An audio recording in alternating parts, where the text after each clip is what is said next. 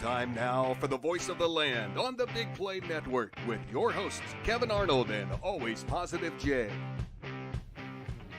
Welcome into another exciting episode of the Voice of the Land. I'm your host tonight, Always Positive Jay. As always, Peter Telp is producing for us. And for once, I finally get to say Kevin is on assignment, and he's actually really on assignment. We're not just covering up for a vacation. So tonight we got a special co-host coming in, my man, Nick Padone. What's going on, Nick? What's up, APJ? We've been spending a lot of time together these last couple days, I'm getting man. sick of your face, dude. We're hitting it off quite well. Yeah, it's been fun. We got to go to the Cavs game. What was that? 2 nights ago? Yeah, Cavs versus Celtics game 4 at the field house was awesome. Yes. Right as we sat in our seats, 4 rows away from Bron walking right by us. Shout out Super Casey cool. Coolis giving me tickets half hour before the game started. Yep, I was RBS legend. Just shot down there, and I'm like, called him. I called the buddy from my work. He lives downtown. I'm like, I'm glad to hear that I wasn't option 1. His dad gave me floor seat tickets for 8 years. You're not option 1, dude. Sorry. All good, all good. Peter's looking over at me like I didn't even get a call. So yeah, really, so man. Nick, you just We need a killing me. camera on Pete at some point. No, You gotta understand. What we tell everyone, he is actually an AI system. He is who's Iron Man's AI system? We always say Jarvis. Well, he's our audio. We just call him audio, All basically. right, I like that. All right, we got to jump into the schedule, Jay. Yeah. Schedule leaked. It's out there. It's out there. It's out there. Week 1. Obviously, this one's been out for a minute. Cowboys come to Cleveland. Battle of who is really America's team. The Cowboys and the Browns. And it's Tom Brady's first game in the broadcast booth. That's going to be really cool. That's a de facto primetime game right there. I'm actually really excited to see how Tom Brady does. Me too. I've heard people clowning him and saying he's not going to be good. I'm like, this dude's about to go legend. I think he's going to be good. I think he's going to be very good. Yeah. And Cowboy fans are going to travel. You know that. So they're going to be here. So I'm excited for that game for sure. Amari Cooper revenge game. Yeah. Little early peek ahead for some bets. I mean, take Amari Cooper over Amari Zeke's Cooper back there, anytime. so we got the Ohio State great coming. He's back in the 15 too. Mm-hmm. Yeah, that'll be a lot of fun, and I think that's a good test for the Browns. The Cowboys had a brutal offseason. They weren't able to bring back pretty much anybody. They lost their longtime left tackle Tyron Smith, who left in free agency to the Packers. So it's going to be a tough test for that Dallas offense. The run game. Ezekiel Elliott. I mean, come on. I'm not really afraid of Ezekiel Elliott anymore. I love chances. Zeke, but And I'm glad that this wasn't the Brazil thing. I know a lot of people wanted to go to Brazil. That's a long flight. That's a longer flight than what I realized that it was. So I was kind of out on that. And then, man, when you start Did you going want to go to London? I don't know. I think it would have been cool. But the thing that with London is, though, it's like Cleveland. The weather's kind of... I hate going to places intentionally where it's cold. Yeah. If I have to go there and it's cold, okay, I'm here and it's cold, whatever. But, if I'm That's like when people travel to Florida in the summer and then in the winter they'll go to, Michigan. I'm like, you're doing it backwards. Dude. Yep. Exactly. I love the London games. I didn't want the Browns play. I love getting up. Football's on at 9 o'clock in the morning, and you're just going all day long. So it would have been cool to not wait for a Browns game, long as they didn't take it away from a home game. It's just, and here's the thing, though, about that, because I get the fans feel that way, too, about the home game. But with it, a lot of people thought it was going to be Jacksonville.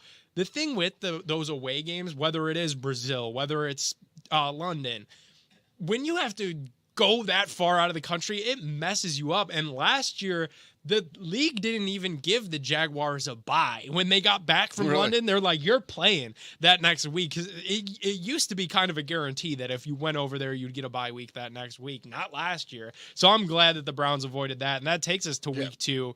The Browns will play their first road game. I got Jacksonville fans saying it's a free win. I'm like, pretty sure we beat you last year, and you didn't make the playoffs. So sure, talk your smack. The thing is, when you look at this schedule and you look at these games, a lot of it's going to come down to what version of Deshaun Watson, what version of this Browns offense are we going to get? It's going to be a new look Browns offense, bringing in a lot of that pass-heavy style that we saw in Buffalo.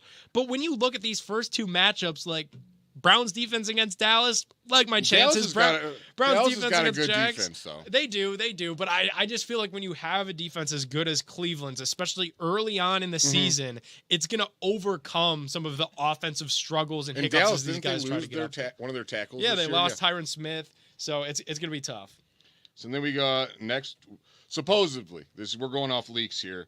Is Week 3 New York Giants? Yep, in Cleveland. Love this one. Should be easy dub. 1:00 game. I mean, you're not afraid of Danny Dimes. Not afraid of Danny Dimes at all. I mean, this should be a game where Newsome, Ward, Emerson, or just pick six. The rookie 6th round pick that they just drafted this year, cornerback. Everybody's getting interceptions in this game.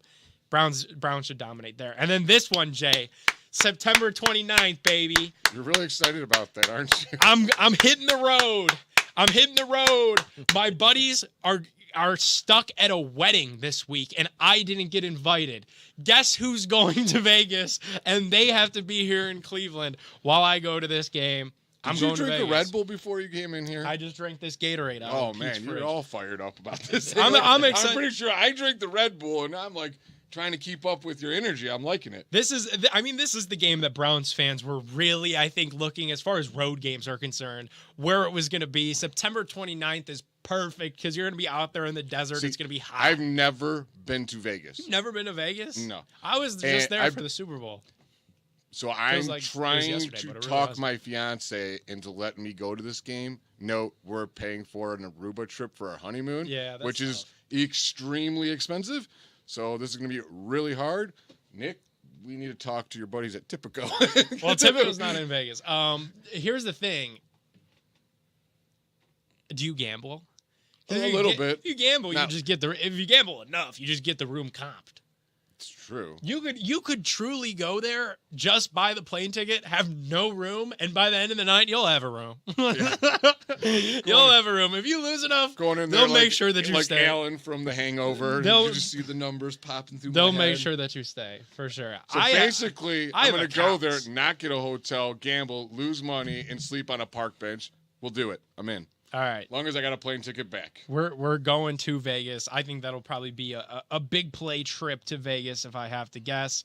Talk about two polar opposites. You go to Vegas, that new, beautiful Death Star-looking stadium. To the worst stadium. To the worst stadium in the NFL. And we've heard the worst away stadium in the NFL, and that locker room is horrible. There's leaks everywhere.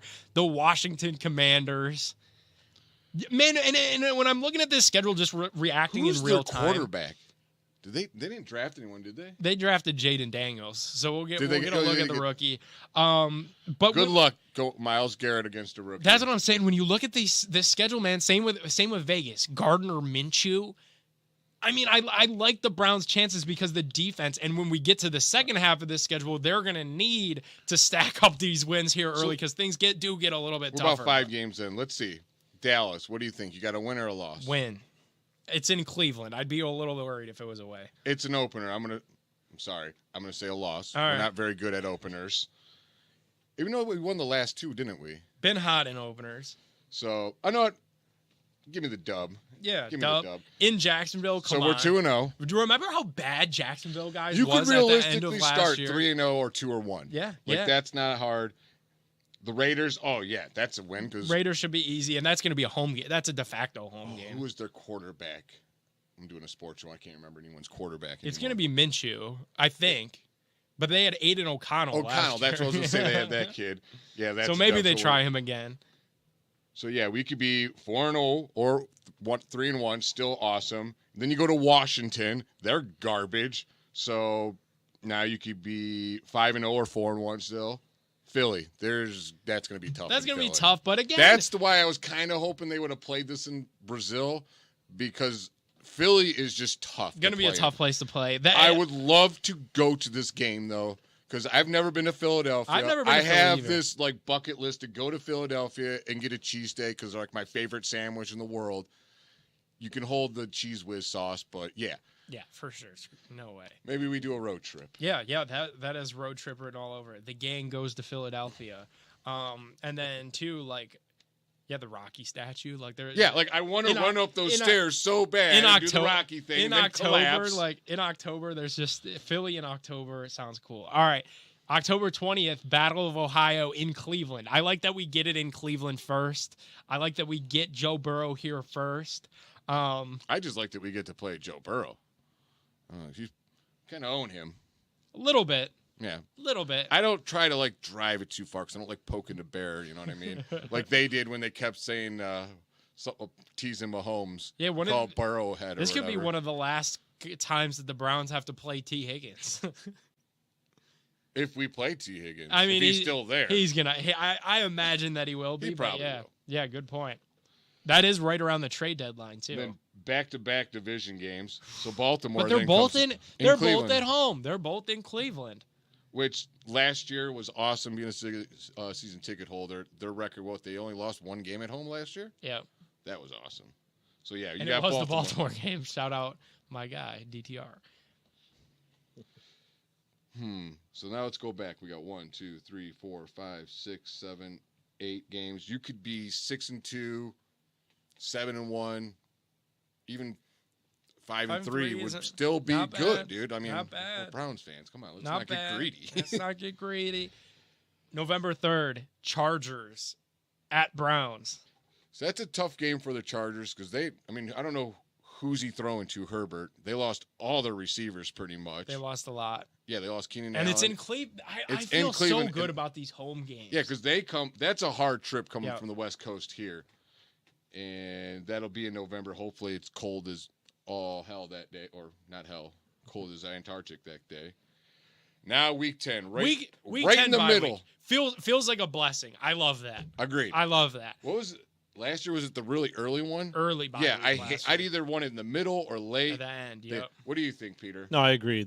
Last year with that early bye was kind of crazy because it's like they were just – you felt like it just totally interrupted the flow of the team. Yeah. And I felt against the Texans we might have did a little better if we could have got some rest for some of those guys. Get some of those guys back, yep. Yeah, so that's perfect. Lets you get a couple guys back from injury, which is important. Yeah, just a really good stoppage. But then this is where stuff gets real, I think we could say, because this second half of the schedule is no joke. No. That's why it is important for them to get a good start. Like, you have a nice jump, get your momentum going, because the second half is not a cakewalk like the first half. No. Browns at New Orleans. Which is tough, dude. Tough. Dome. It'll be loud. Again, who's their quarterback? They have Derek Carr. They have Derek Carr. They have Derek Carr, the interception turnover machine. He had a really underwhelming first. I can't remember. He's had one an underwhelming career, dude. I mean, he was good for the Raiders. Oh man, when they after Baker's last year, and everyone's like, "We should get Derek Carr." I'm like, I would have done. Why? That. I would have done that. Oh God, no! I can't stand it, dude. Not a big fan. Was Derek Carr better than Watson in some of those games last year? Would you rather have Derek Carr than Watson? Have you in ever that, heard me talk about Watson? In that I Pittsburgh, about destroyed him on my last show. That Pittsburgh game where he threw an interception right out the gate and then got sacked a bajillion times after. All right, speaking of Pittsburgh, the Steelers come to Cleveland November 21st. Thursday night football. Al Michaels in the booth on Amazon Prime. You know the Steelers always play Cleveland tough, but with this being and Thursday night football is always tough. The Browns, I believe, are pretty good on Thursday night football. And again, I like that it's in Cleveland. Russell Wilson versus Deshaun is enticing. Or Fields versus Deshaun. Or Fields versus or Jameis, or there could be a who knows bunch who's of going to different be playing things. quarterback for any team. But I mean, on the surface, I see why they would want that at this point of the season. Primetime, nationally televised game. Agreed. There will be, divisional standings on the line in this game. You'd have to imagine, whether it's probably not for first place, but who's in second, who's in third. Dude, especially our division in November, is going to be makes just sense. so close. It's going to be crazy, and that's why too.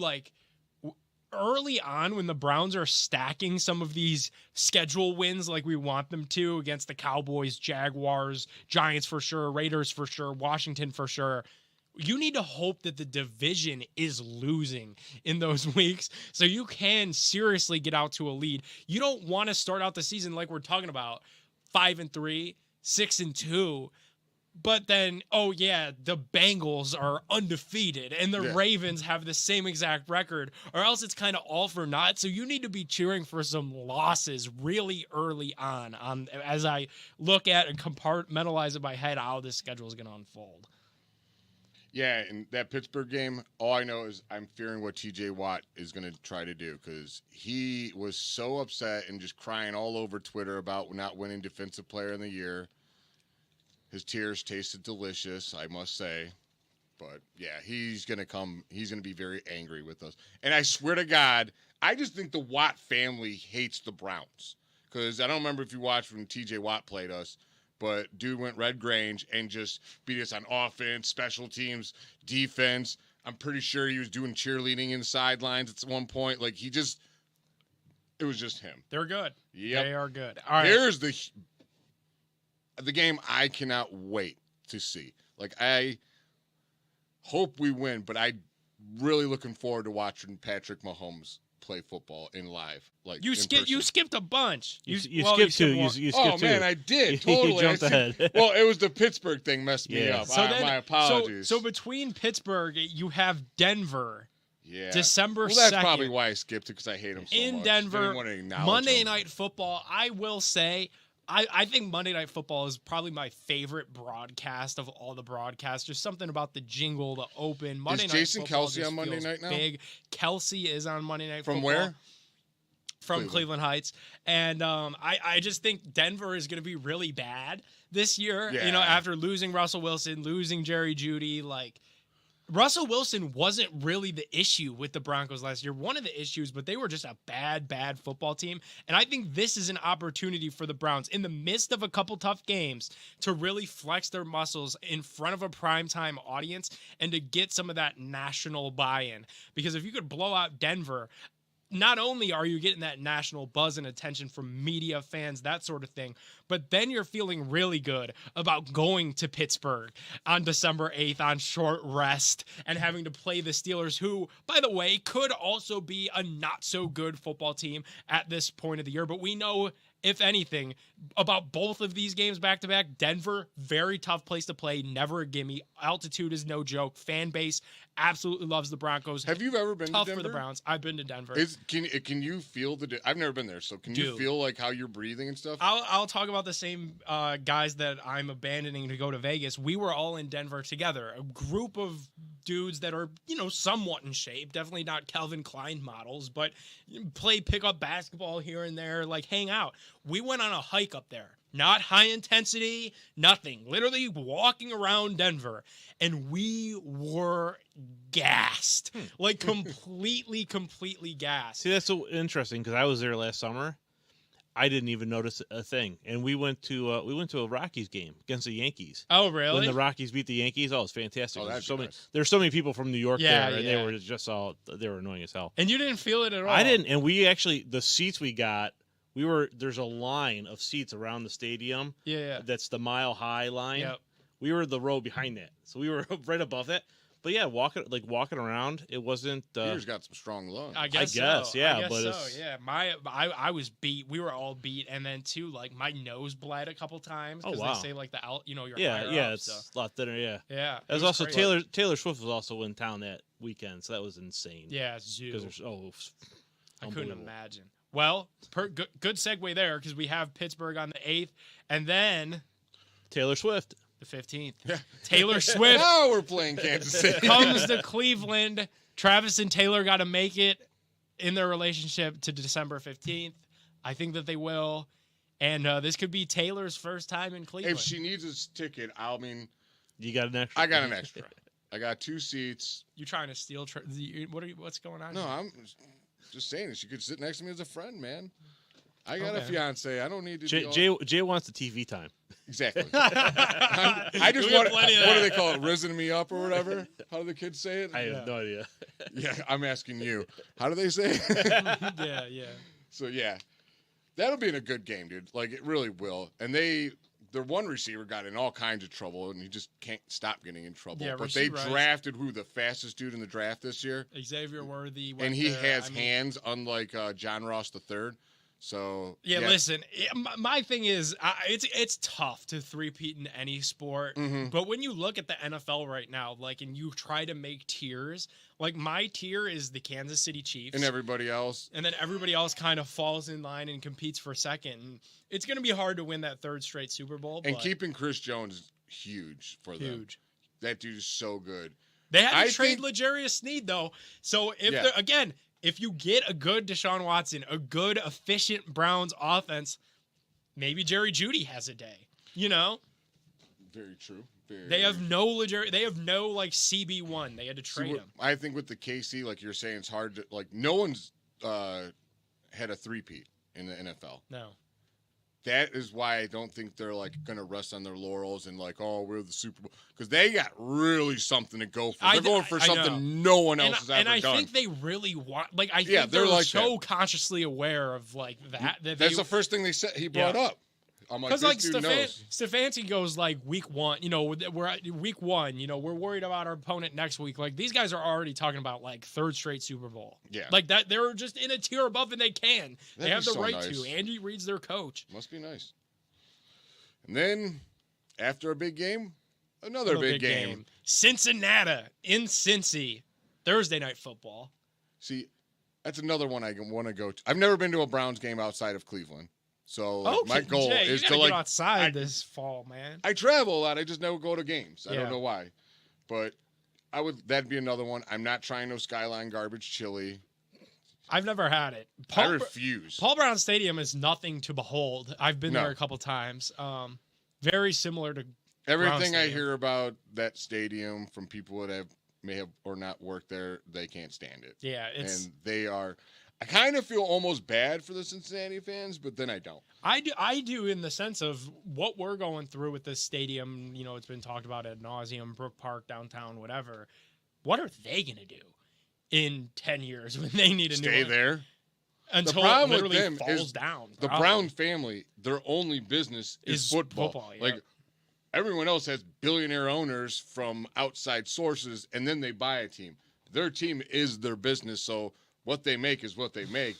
They can't go over or under. Like it's. Yeah, it's like they're Or when the literally one running, coach they're came running up a and it said- P&L. When yeah. our coach comes up, we get the nice Browns wooden podium, and the one I swear, The one cart? Of yeah, Yeah. I will never get over that. I'm like, The did cart this was dude just come iconic. out with an AV cart? Yep. Like seriously, this is amazing. That was iconic. Yeah, I'm curious to know. They're going to play in that thing until it's like falling apart, like a Roman Empire like Greek stadium, and that's where. And maybe it'll be cool. It'll be like a historical landmark, There's probably high schools in Cincinnati with better stadiums. like the state Moeller, of Ohio. I bet University of Cincinnati has a better stadium. Governor Mike DeWine is going to have to like put up like signage and things. He ain't Like gonna this do is like a anything good. historic. Yeah, but it'll probably be built in Kentucky though. It's like a historical build a new one. landmark. Like you can't mess with it. Like it's historical. It's been there for so long because they're not going to get a new one. Then we got Miami coming to us Sunday Miami night. football. So many you got primetime games. this is perfect because Miami won. They're great when they come out the gate at the beginning of the season. At the end of the season, they always suck. And you get them And in the cold You get them weather. in the cold December at 29th night. at night. It's gonna be They're going to be freezing. so cold. Yeah, it's gonna be cold. That'll be fun. I like the Browns' chances there. I will say a word of caution to the people that are very excited about 4 primetime games. Big deal. Most that the Browns have had since the Odell Beckham Jr. trade and then thus fiasco. All of these being in the second half of the season, especially this Cincinnati one, followed up immediately by the Miami one. Prime candidates to get flexed out if the Browns aren't what we want them to be. It's very true. Prime candidates to So- say, never mind, you're back at 1 o'clock. I've been on the show. We got through the schedule. Well, we got one more game. Week 18 at Baltimore, going to be tough. So I'm going to ask That you could be about division could be on the line. that. Yeah, That totally. could be crazy. That could be another prime And if time. last year does not show you how important winning your division is, I don't know what to tell you because a home game would have been really nice against the Texans last year. Remember our record at home, 1 loss. And if you remember too, Jay, they were talking about that like religiously after that game, and then in the early steps of the offseason, how the goal for this season should be winning the division, should be hosting a game. Could you in imagine, Cleveland. Imagine the game. Were you there when we clinched the playoffs? Was it against the Jets? Thursday night against the Jets. It was insane. It was so loud. It felt like a college game. Yeah. Imagine a playoff game. Yeah.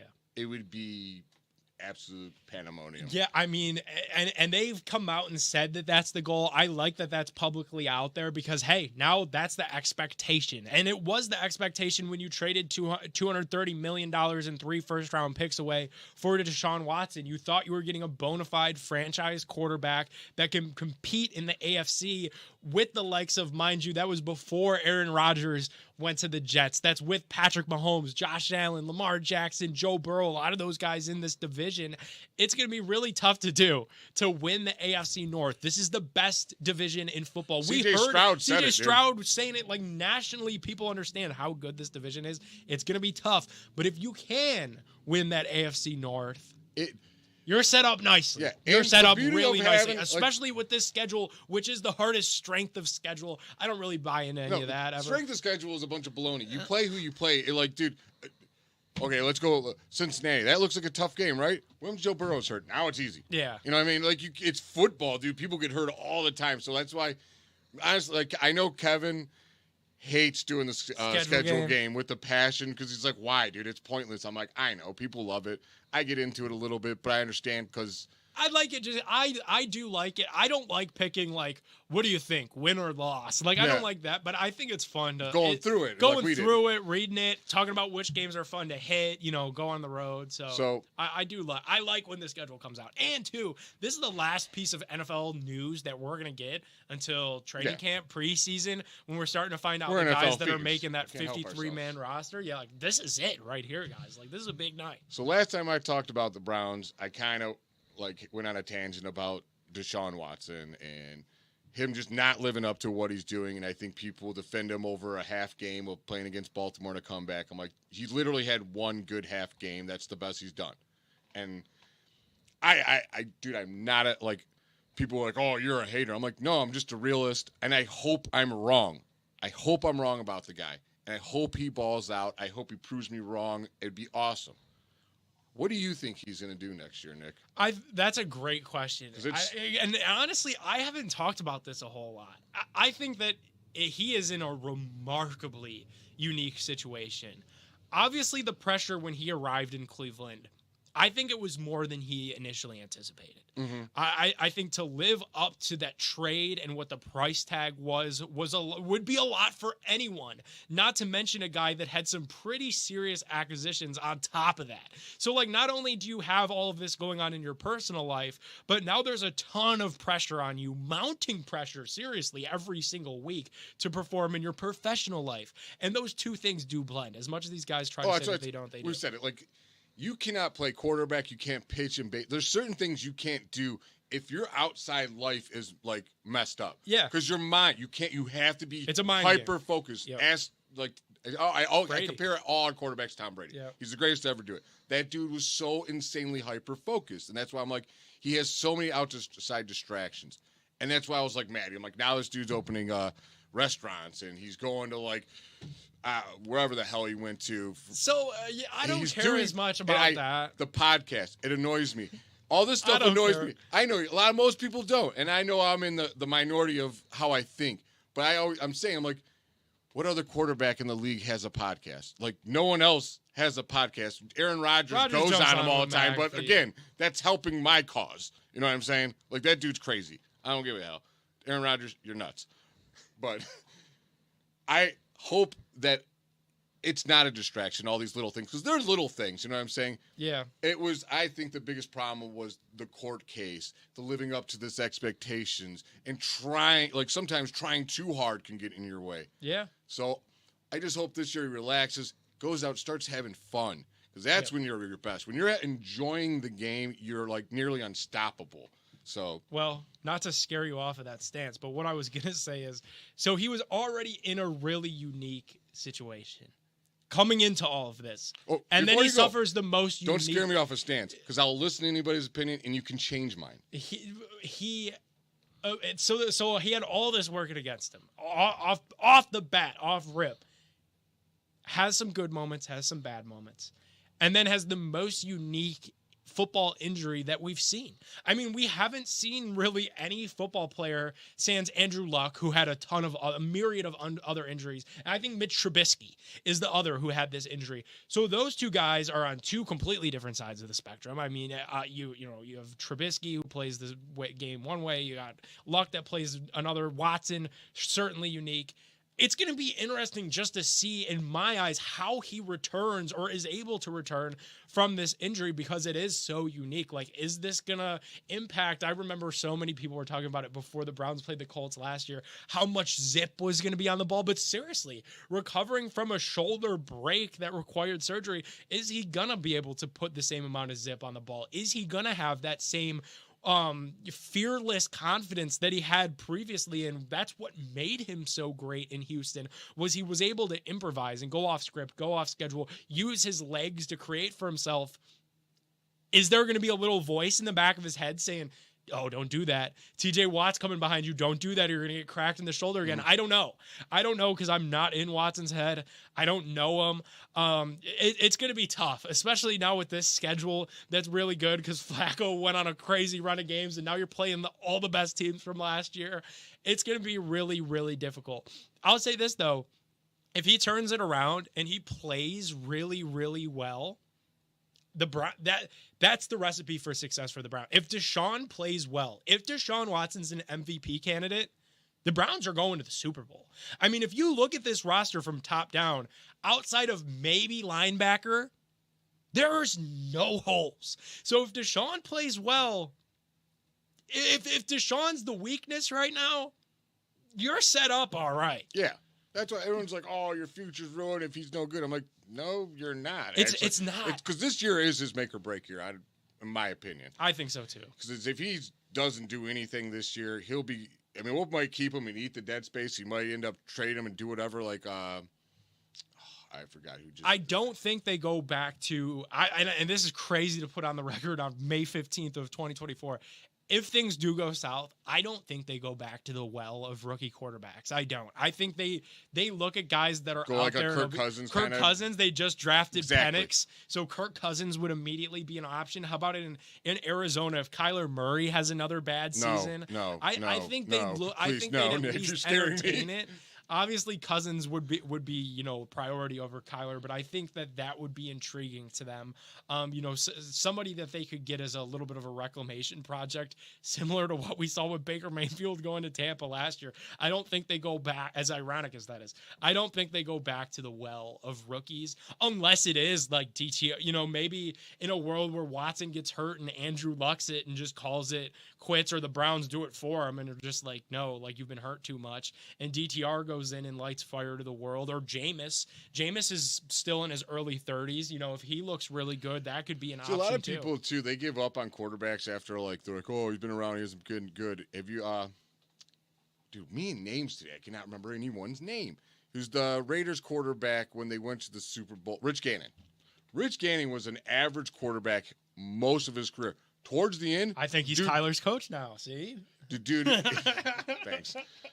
I don't need that dude. That dude's ready to get hurt every other week. I just gave you your own take for you. Yeah. I was saying he got really good at the end of his career. He did, because that's when you're like the game just slowed down for him. They put a bunch of weapons: Jerry Rice, Tim Brown, someone else, and he just balled out, dude. I don't own any Browns jerseys, but on the behalf of short men in this country, everywhere, I would buy a Kyler Murray jersey. I think I would. You're not that short. I'm Kyler's height. Well, yeah, if you're a football player, you're short. Yeah, exactly.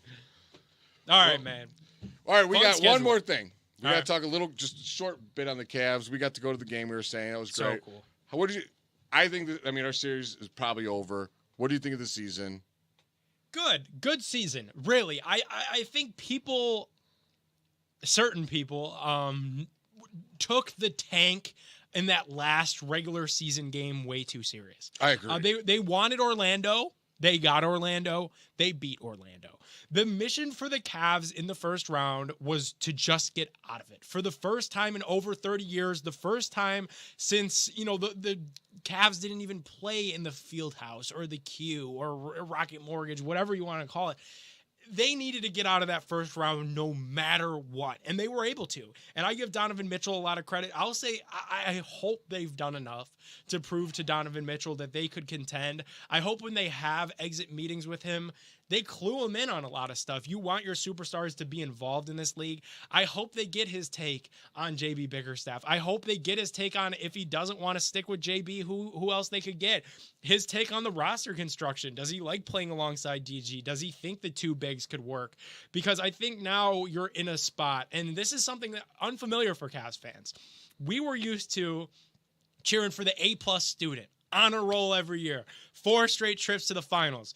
And then we've also dealt with the Dion Waiters, Kyrie Irving years where they lost a record amount of games, and we were cheering for an F student. But the cool thing about cheering for an F student who's failing was that there was hope.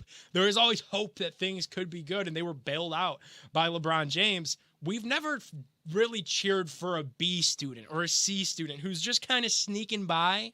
And how do we make them an A student? That's where the Cavs are now. They got to figure out, how do we get over this hump? How do we compete with the likes of Boston, Philadelphia, who's going to be back at full strength next year with a full season of Embiid and Maxey together?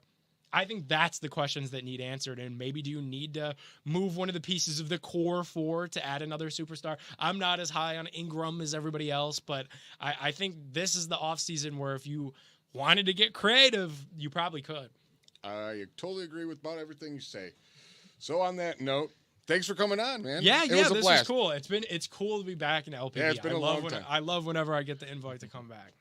Well, that's the show tonight. I'm always Positive Jay. He's Nick Padone, our producer, Peter Tubb, where you cannot see him. One day I'll get my wish. One of these days. And as I always say, don't talk about it, be about it. We'll see you next week on the Voice of the Land on the Big Play Network.